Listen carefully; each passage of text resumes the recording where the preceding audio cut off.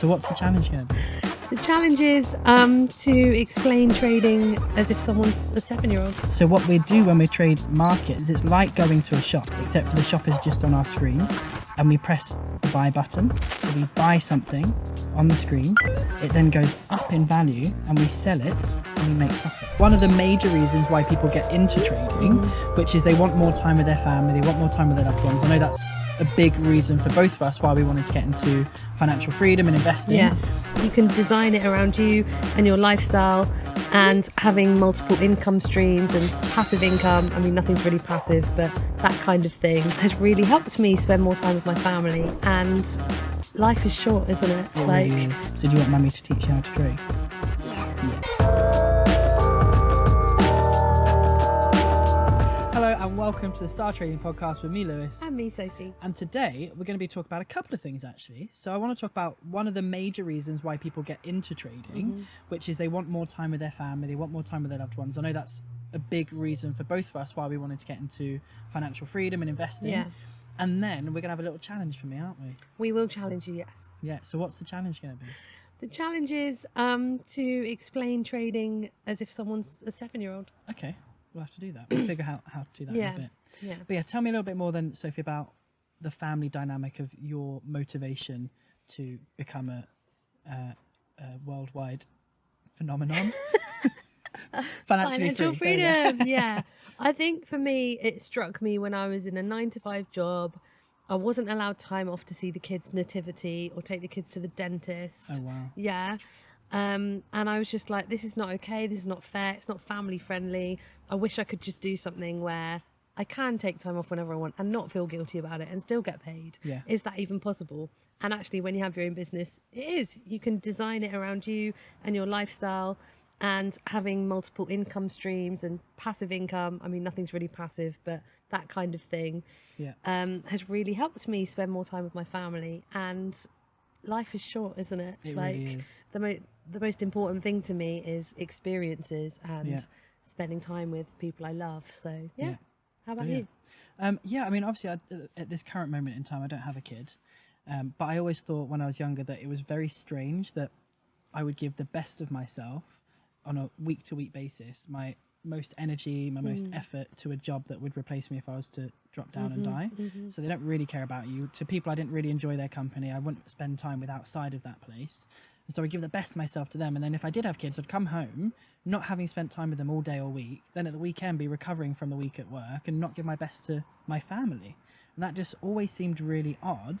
And so I always wanted to do something different. And so I always thought when I do have kids, I want to be involved in their life and not be kind of separate from them for at least 40 hours a week. Just seemed a bit odd. Yeah, it's crazy how you drop your kid off and then you go to work and then you might pick your kid up again at 3, 4, 5, 6, have a couple of hours together, and then it's bedtime. Yeah. So it's like 2 hours a day during the week, and then hopefully weekends. And it's pressured time, isn't it? Because you're thinking, I've got to get them to do their homework, I've got to get them to eat their food, I've got to get them to their clubs and their activities, and then you have no time left for you. So it's all about them. And then I can imagine some people resent their kids from that point, which is understandable. But I just was like, that just seems like an odd setup. Why have we made that normal in society? And it is normal for the majority of people in the sense that it's common, but is it the right way to live? Yeah. It is possible to design a life that you love. Yeah. Like, I've got a friend who takes her kid out of school for 6 weeks a year in January. Wow. Just to travel. Yeah. And they love it. Yeah. And it's educational and it's experience, and it's just incredible. I was having this conversation with my mum at the weekend actually, and she is so anti it because she is a teacher, was a teacher, retired now, and she hates people taking kids out of school. Yeah. Absolutely hates it. And I was like, well, I'm doing it for mine. And she's like, well, I'm going to have to disown you. But the curriculum. So, But then my kids missed like 2 years of school in COVID. Yeah. And all the kids are okay. Like, maybe they're going to be an okay. episode with my mum. Bring her on and see what she says. Yeah. She wouldn't be up for that. No. And speak of people who don't understand what I do, my mum is one of them.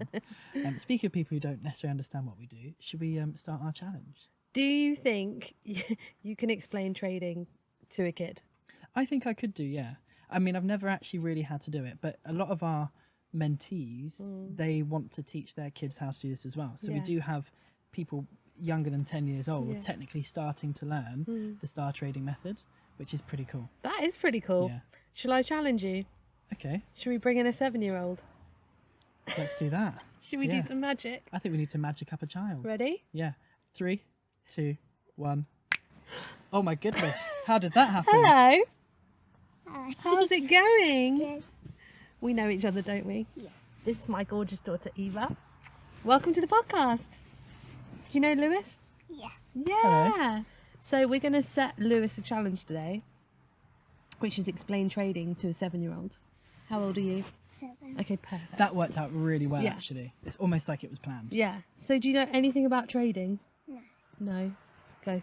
Do you know that your mum and dad trade? Yes. Yeah. So have you ever seen them on their computers with these funny looking things on the screens? Yeah. So that's what we're looking at.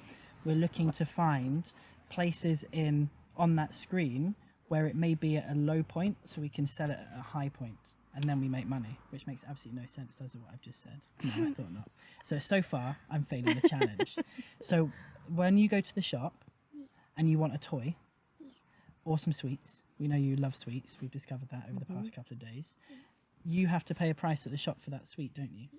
So what could happen is you could buy some sweets from the shop. You might buy it for £1, and then you would go to school, and I'm not necessarily advocating this, but it would be very entrepreneurial, which is a good thing, and you could sell those sweets at school for £2. So if you bought it for £1 and you sold it for £2, how much extra money would you have? £1 extra. So you bought it for £1, so you're down £1, and then someone buys it off of you for £2, so you go up back to break even with £1, up then another pound, you've got an extra £1 in your pocket. Guess what you can do with that extra £1? Buy more sweets. Buy more sweets. Yeah, there we go.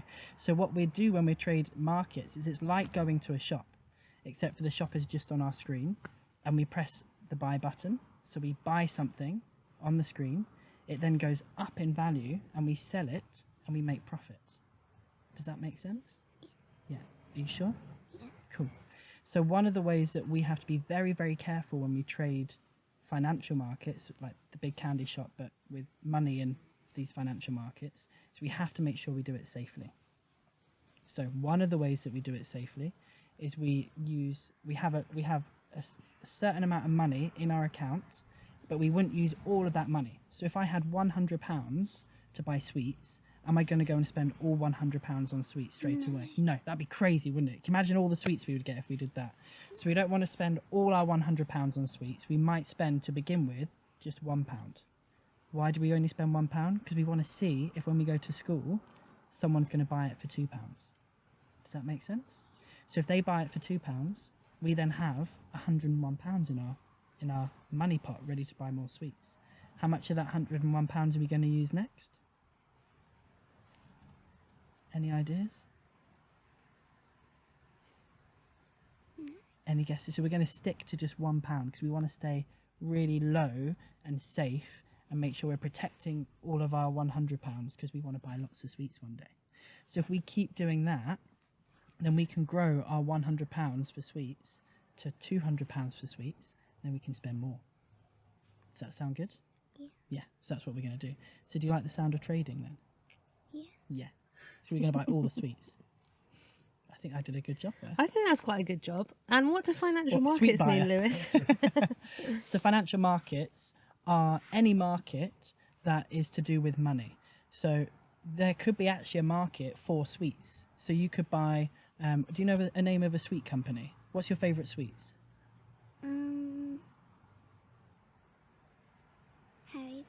Haribo, yeah, that's a brilliant one. So Haribo are a big company that make sweets. So you could buy in the financial markets a whole Haribo section. We would call it a stock or a share. So you'd buy a section of that entire company, and then you could sell it when that company goes up in value, and you'd make money that way. So like we would buy £1 of sweets and sell it for £2, you could buy a whole Haribo portion, section, we would call it a share, like buy a whole one of those for say £100, it might go up to £200 and you would make your money that way. So what people are doing when they're trading these financial markets, these things on their screen, is they are looking for the markets to change in value, and that change in value allows them to make money. And it only means they have to work for 30 minutes per day, which is really good. How long do you go to school for? 6 hours. 6 hours. That's a long day.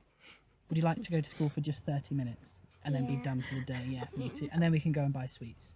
So that's what trading allows us to do. Instead of going to school, people are going to work, but we're showing them through trading these financial markets, buying Haribo, buying sweets, that they can actually generate enough profit, enough money, a salary from trading that they only have to work 30 minutes per day rather than a whole 6 hours or more. So do you want Mummy to teach you how to trade? Yeah. Yeah. There you go, got a new job. That's very good. I thought that was quite a good explanation. Oh, I've got an idea. Do you believe in magic? Yeah. Yeah. Should we do a little bit of magic and get some sweeties? Yeah. Yeah. Hopefully more than £1 worth. Yeah. Cool. So the way we're going to do some magic, can you click your fingers? Yeah. Okay, right. We're going to click our fingers at the same time in 3, 2, 1. Not just yet. I'll do it. Don't worry. I'll count down from 3, 2, 1. And then we've got to shut our eyes and we're going to wait for the fairies to bring us some snacks.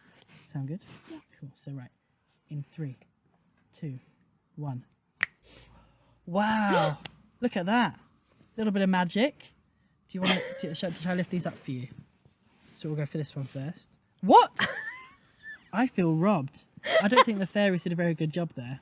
What can you see? I can see a little cocktail sausage with a cocktail stick in it. I'm going to open up this one and hope that the fairies have been nicer to you because they're playing a mean trick on me.